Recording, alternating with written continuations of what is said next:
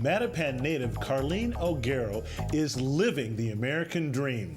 The entrepreneur launched Delectable Desires Pastries in 2007 following her passion for creating desserts that are not only visually appealing but also decadent in taste. The success of her online and wholesale business over the years has now made it possible for her to open her first brick and mortar shop in West Roxbury. The recent grand opening was attended by Boston Mayor Marty Walsh and representatives from the Samuel Adams Brewing the American Dream program, who helped her with a micro loan as well as extensive coaching and mentoring, and the nonprofit micro and small business lender Accion, who helped make the new storefront possible. We now welcome Carlene O Garro to the program. Welcome to Urban Update, and congratulations on your new business. Thank wow, you so much. That's so impressive. Just to start things out, just tell us how you got the inspiration to get into the pastries business. I used to bake with my mom all the time on Sunday, and it was a box cake, and we used to experiment with different flavors and colors, and and it just kind of grew from there, and until she got me an Easy Bake oven and said, you know what, you can use your own oven, not the big one. Wow. How old were you when you first started? I had to be at least 3 or 4 years old. 3 or 4 years old? Baking in the kitchen with my mom. Oh, gosh. Well, how would you describe your tasty treats to someone who's never had them? They are simply delectable. They are amazing. A lot of my desserts are visually beautiful, too good to eat, too good looking to eat, and once they eat, they can't finish it. Any specialties? I specialize in custom cakes. In the store, if you go by, right now what's really popular are simply sticky buns with pecans, our freshly made croissants, almond croissants, chocolate brioche, which we make in-house daily.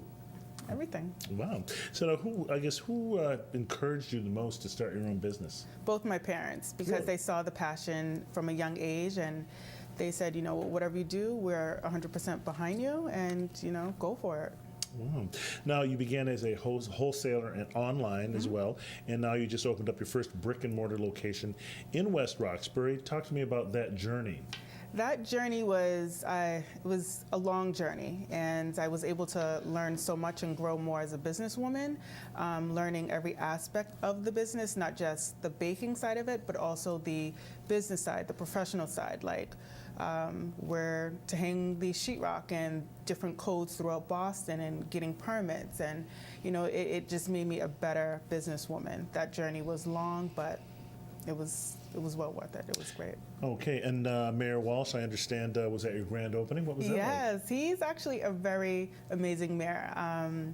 He was very, very, very opening and supportive throughout the whole thing. He was just happy to be there, and he said, he really enjoys seeing small businesses grow to have their own locations. Okay. Now, this program that you were involved with that helped you along, the Samuel Adams Brewing the American Dream program, talk to me about what's that program about, and how has it helped you? It's the nonprofit side of Sam Adams Beer, and what they do is they mentor you as well as give you, or team up with Accion to give you a small business loan.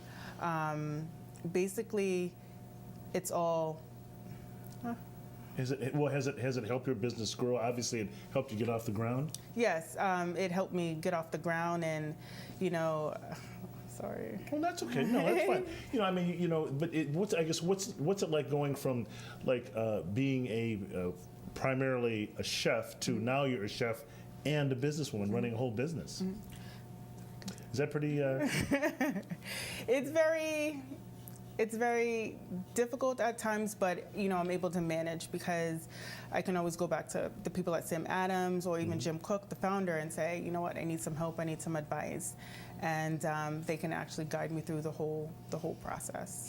Any thoughts about what advice you could give to anyone else who might want to start up their own business? Definitely understand your craft, understand who you are as a person, and don't let anyone deter you from your dream. Like, once you have a dream, once you have your goal, stick to it, and you'll be fine. I understand you have employees now? Yes, I employed 3 people, and one actually started last week, and it was really amazing. But I employed everyone from Boston. Like everyone is local, from the neighborhood.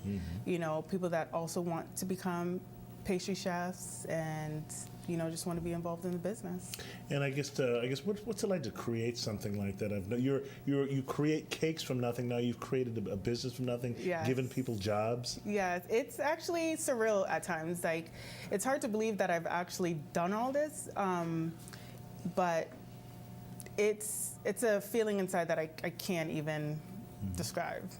Now, talk to me about your customers. Are they like just regular people, or are they like commercial businesses and so forth? Or? Both. So I have, regular people that come in, and then I have commercial businesses. So I have people from, in the neighborhood, around West Roxbury, customers all the way in Vermont ordering cakes. And then I have a wholesale account with Whole Foods. You do? Well. Yes. And I understand that's in more than one state? Yes, it's all the way from Maine all the way down to Rhode Island. Wow. Your parents must be very proud of you. They are extremely proud, extremely, yes. Wow. So what about your specialties?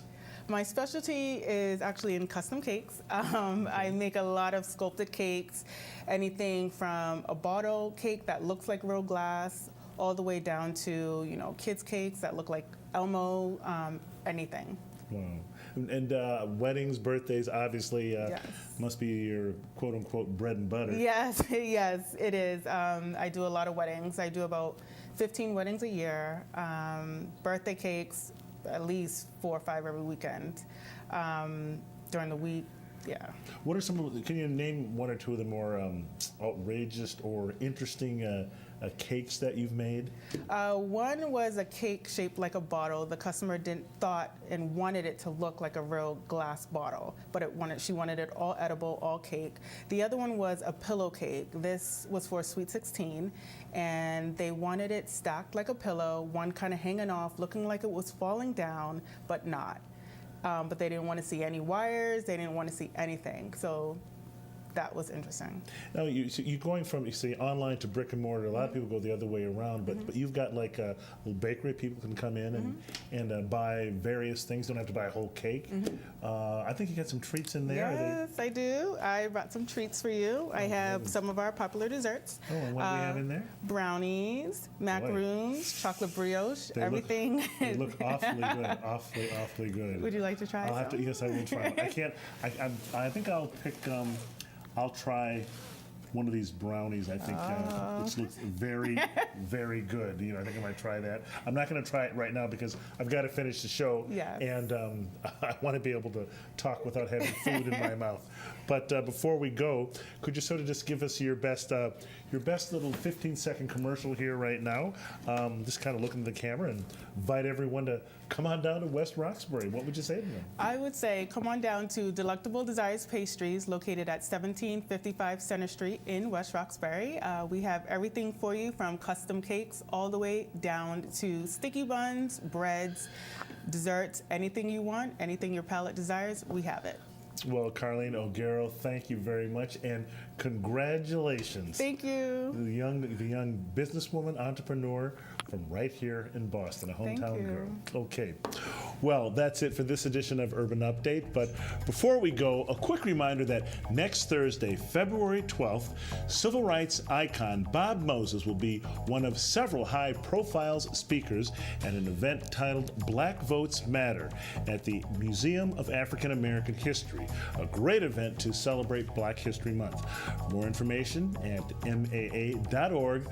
And from all of us here at Urban Update, I'm Byron Barnett. Have a great Sunday, everyone.